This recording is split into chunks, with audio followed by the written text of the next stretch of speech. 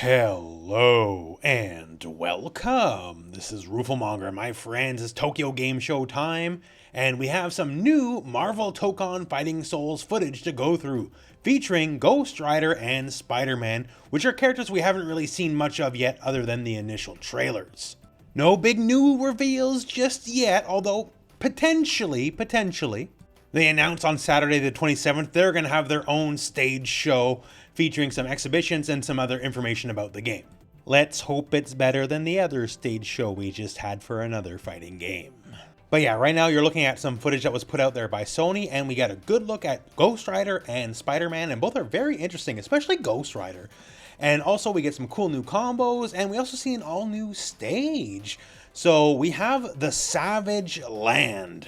Fans of especially the old X-Men comics and shows probably know the Savage Land very well, and well represented here on multiple levels. For one, famed Savage Land resident Kazar is going to get his own area. That's really cool. And if he's going to be there, are we going to get some of the other, at some point in the game, other famous Savage Land residents like, say, Sauron?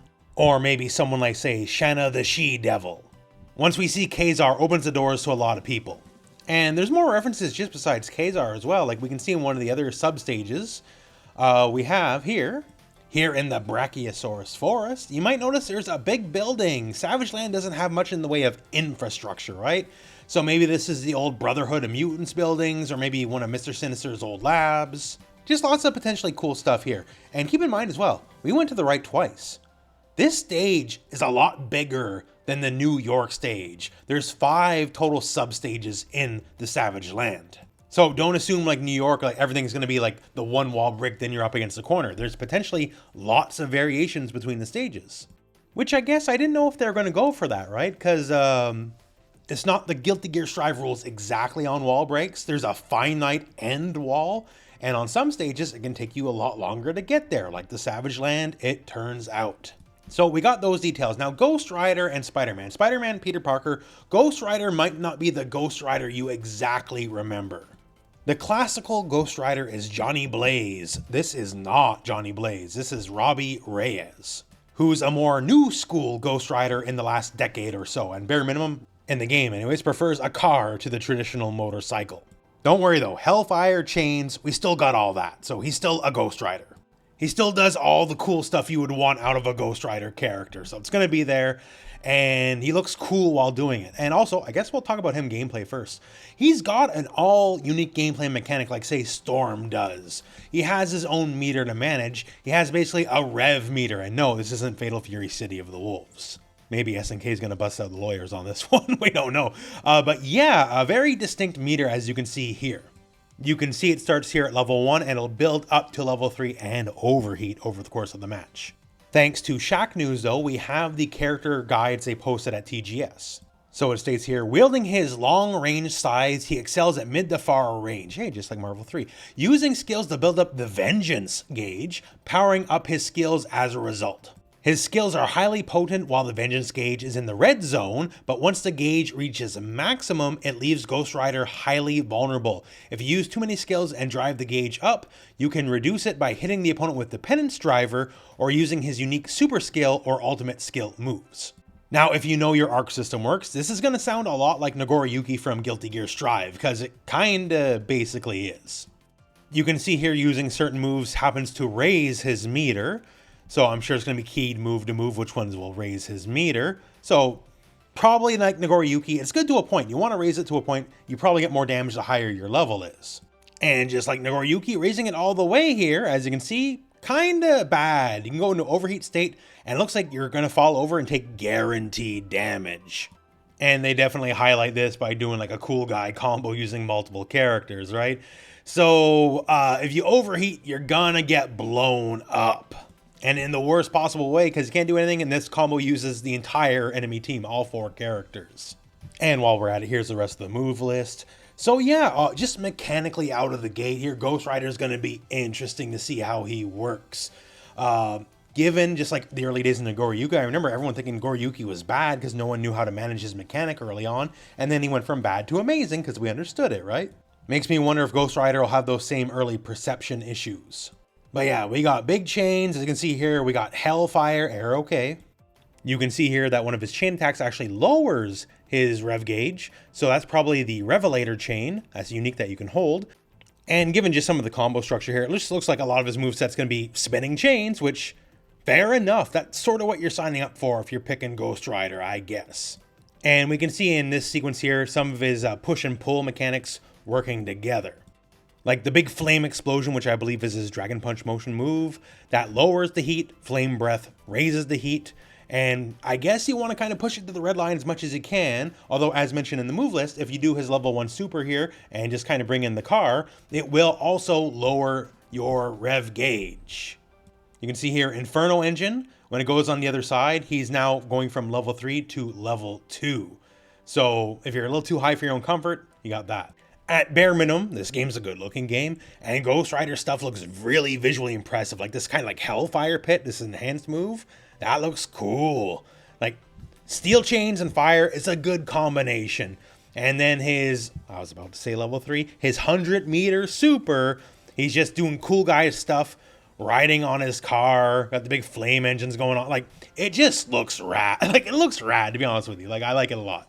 I don't know as much about Robbie as compared to Johnny Blaze, but this kind of stuff sells me big time. So that's Ghost Rider. Let's talk Spider-Man now. So his trait here says he's a well-rounded character with excellent mobility with web zip. Web zip changes trajectory depending on direction input, with Spider-Man moving in the direction of attack. So I'm assuming like Miss Marvel.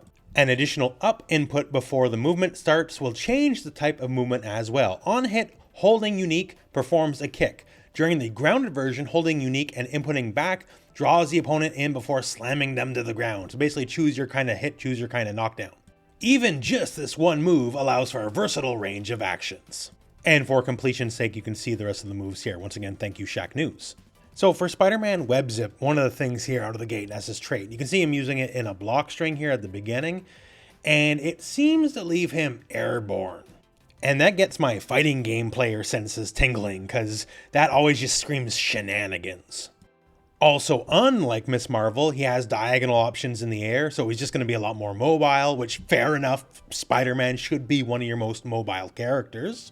And seems to trade with the Hellfire without actually dissipating, so it might just destroy projectiles flat out, so potentially anti-zoning as well. And again here with the combo example, using the web zip, leaves them airborne, right? Goes right into an air combo. If you can do that on block, it's going to be scary. And speaking of scary, that airborne EX extension there lets him stay airborne for even longer, so that means bigger combos. At bare minimum, he's zipping around all over the place. Like, this is good Spider-Man visuals, right? Like in marketing terms, the power fantasy of Spider-Man seems alive and well here. He's good at zipping around everywhere. And I'm very happy on that note, actually, that Spider Sense is a move. This is his Dragon Punch move. It's not the universal, like, reversal defense mechanic. This is his own unique thing. And he does the thing, right? He makes a pose. You can see the little things around his head, and then he reacts to what you do. That's what I want. Really long overdue, if you ask me, for this to appear in a fighting game. Very happy to see Spider Sense get its due. Especially because it seems strong. We're getting a bigger combo than like the universal reversal. And by the way, here's that trait Slam we talked about before. More comboing and into level 1 super. And level 1 super, he's just going berserk on you. Like, he's going fast, shooting web ball. Like, this is good Spider-Man stuff. I'm a really big fan of this, including just slinging you into the stage break. Like, thumbs up, man. Like, actually, this game's going to be cool. And even more Spider-Man combos here. Using the webs to zip downwards after spiking you down seems very appropriate. Feels like the PlayStation Spider-Man game a little bit, actually. And we have an EX web ball that's just an actual capture state. That's probably going to be really good for combos and maybe even really good for neutral. We'll see. As long as we don't have the old web ball reality stone days from Marvel Infinite. And here, I feel like this is just showing off, but in the best way possible. So, we got web zips. We knock the enemy down. We have an assist. We have web ball, which seems pretty good. And then we got the big, on level 3, I gotta say, can't say level 3, 100-meter super. And it's Maximum Spider. The ending's different, but it's Maximum Spider. And actually, on the ending, so he gets like a lump of trash together and smashes you over the head with it, which is cool guy stuff. Very on brand, but the original trailer showed a hot dog cart being smashed into your head. So it's looking like whatever his big cinematic super is, it takes the stage into account.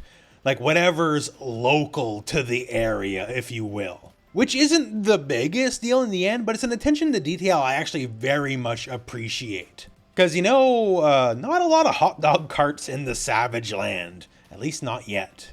So a big hunk of wood and like a dinosaur skull attached to it? Yeah. Okay, we can work with that.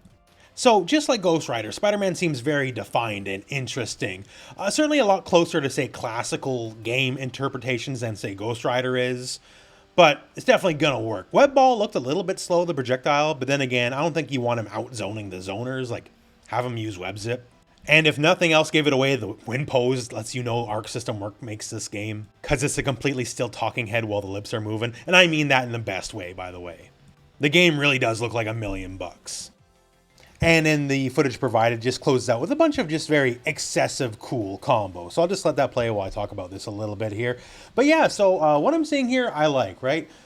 We didn't get a character reveal yet. TGS isn't over. They have another presentation to go through. We might, hopefully, get a trailer. But even then, getting a real look at Spider-Man and Ghost Rider, when we kind of didn't know much about them before. We saw little peeks in the initial trailer, but they were not playable characters in the beta.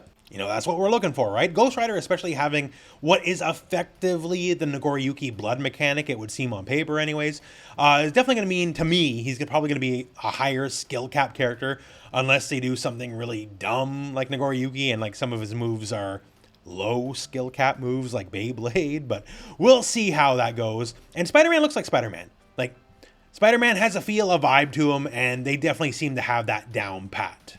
He looks like a high mobility, agile, annoying character, and that's kind of Spider-Man 101. And then you give him actual spider sense as a counter on top of that.